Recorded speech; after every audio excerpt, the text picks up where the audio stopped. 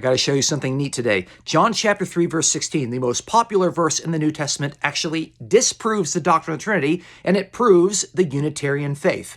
How is that possible? Well, let's listen to it. It says that God so loved the world in that he gave his one and only Son, in order that who believes in him shall not perish, but have everlasting life. Now notice the two figures that are being described here. We have God and his Son. So God is distinguished from the Son. It's not God and another God. It's not the Son being described as God the Son. That would, of course, make two gods. We have God and his Son. And notice the language that's being used here. We have the Son being described as his Son, that third-person pronoun. His Son points us back to God.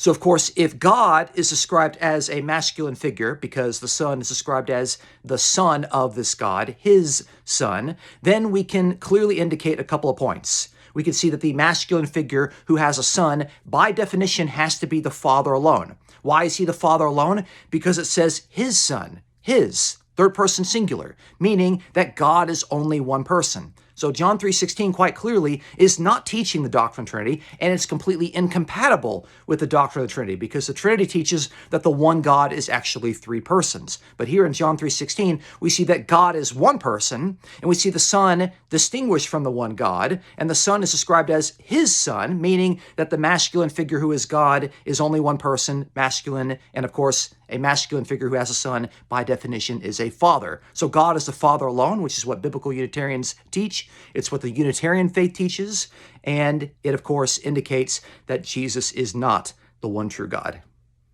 Don't forget to subscribe. This is the Biblical Unitarian Podcast.